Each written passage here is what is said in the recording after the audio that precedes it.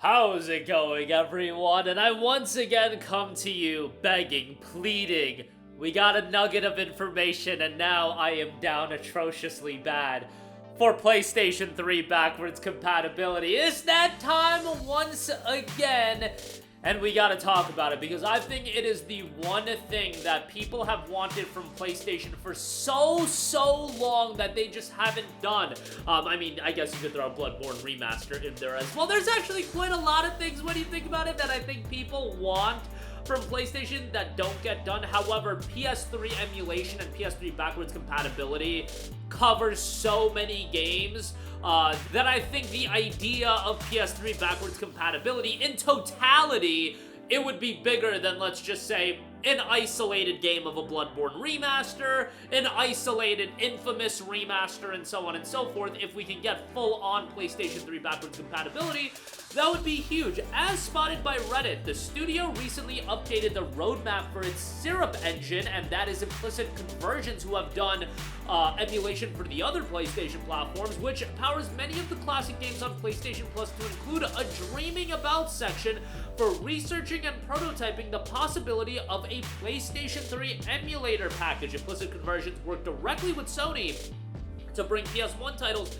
to PS5, and previously its co-founder worked on PS2 emulation for PS4. The majority of the PlayStation Classics titles at this point have been PS1 and PS2 games, some PSP games in there as well, but PlayStation 3 games have been that holy grail that so many of us have wanted for so long. I kind of ruled it out as something that Sony, honestly, it feels like they're just too lazy to do.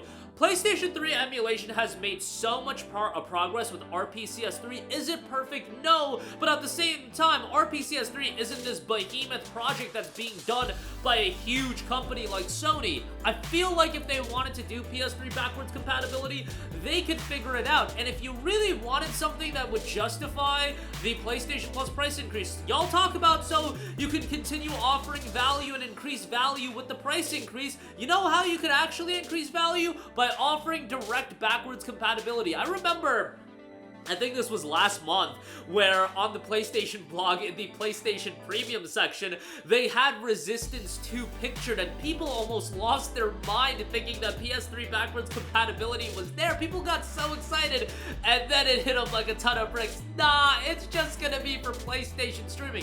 Nobody wants to stream these games. Let me reiterate, nobody wants to stream these games. Alright, nobody might be a little bit hyperbolic, but you get the idea, especially a first-person shooter like that who's trying to stream these games. Nobody wants to do that, and game streaming is just something at this stage of the game, it's not something most people want to do. I have decent internet connection, I tried game streaming, and it was a no mas for me. Like, if I can't do that, I know a lot of you guys can't do it either, and sure, some of you guys might be like, oh, game streaming works fine for me.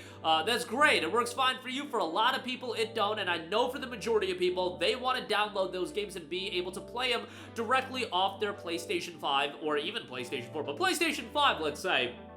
And the thing is, not only would that actually give us something to sink our teeth into as far as why are we paying more money for PlayStation Plus if you do have PS Plus Premium, why are you paying more money for it? The value proposition, as I've reiterated every time going over these PlayStation Plus lineups, has gone down. Legitimately, the price has gone up and the value proposition has gone down. I don't think anybody is going to argue with that unless you are the craziest of crazed PlayStation bootlickers. Like, literally, we have been covering PS Plus Extra and Premium since the summer of, 2022 when it initially became a thing, and initially, you saw some good months. Nowadays, it is far weaker, and all these years later, the PlayStation Plus Classics catalog has left a lot to be desired. There's some good stuff in there. Resistance Retribution is in there. Sly Cooper's in there. Jak and Daxter's in there. But there's so many more titles, especially if you were to open the floodgates with the PS3 titles. You know what you could have actually done? If you up the price of PlayStation Plus, but at the same time you announce that, hey, PlayStation 3 titles are coming to the Plus Premium catalog, that would at least get you a lot of, I'm not going to say goodwill, because people are always going to be upset about a price increase, and rightfully so, but at least it would be able to be justified. At this point in time, you've upped the price of PlayStation Plus just for the sake of generating more revenue to go into what? You generate more revenue to sink into the Concords and the Fair Games of the world? Because at this point, that's all I've seen. succeed. Why can't we get some PS3 backwards compatible titles? And that would just open the floodgates to Infamous, Ratchet & Clank Future, the God of War collections, the Origins collection, as well as, God of War 1, 2, God of War Ghosts of Sparta, God of War Chains of Olympus, and I get it, you can do the PS2 versions and the PSP versions of those games, but you get the idea. 3D Dog Game Heroes, Bleach Soul Resurrection. I get it, with some of these games there would be licensing issues and you couldn't get them on the platform, but you get the idea. There's so many great games on the PlayStation 3 that would open up to actually offer, and on top of that, it wouldn't have to just be games that you offer on PlayStation Plus Premium. You could sell them standalone like you're doing with Sly Cooper. Price in Infamous 1 at $24.99 even, or $29.99. Are you telling me people wouldn't buy it? People would absolutely buy it. Ideally, it would be $19.99, but I ain't expecting ideally out of Sony anymore. They're gonna try to make as much money as they can, so $29.99 would be that price point. I could see the argument being made that, hey, if we do open up these games getting ported, would that be competing with ourselves if we ultimately want to remaster these games as well? Well, you ain't remastering any of these games. Has Infamous 1 gotten a remaster? No. Has Infamous 2? No. Has Killzone 2? No. Has Killzone 3? No. What has gotten a remaster? Horizon Zero Dawn. Oh, and by the way, it looks like Days Gone is gonna be getting a remaster. You ain't remastering these PS3 games anyway, so you might as well try to get emulation working and get an emulated version of the game. Those games already have trophy support, at least, every game post 2009. They already have trophy support. Let people play them and buy them. The fact that we don't have games like Deus Ex Human Revolution preserved on PlayStation 5 is insanity. Heavenly Sword. Imagine Heavenly Sword. I get that that's a Ninja Theory title, and I forget who published Heavenly Sword. I think it was Sony. Don't quote me on that. But Heavenly Sword, for example, that's a game from 2007. Didn't have trophy support back in the day. Could you imagine that game getting emulated? I don't think anybody's looking to do a Heavenly Sword remastered, but Heavenly Sword just randomly dropping on PlayStation 5 being $19.99 has trophy support.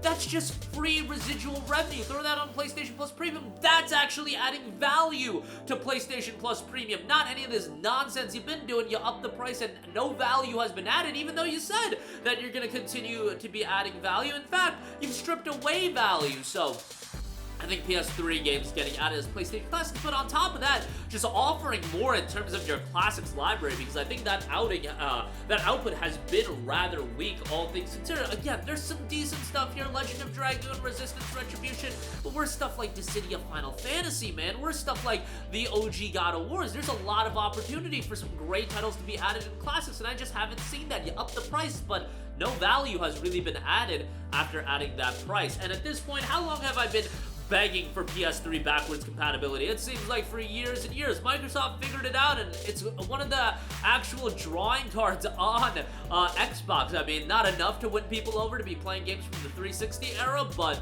it's nice that you can play Assassin's Creed 1. You can play Final Fantasy 13. There's some Lost Odyssey. You can play those games on Xbox One and Xbox Series, but on PlayStation, you can't be playing Killzone. You can't be playing Infamous, which is just a gigantic bummer. Those Ratchet Future titles, man.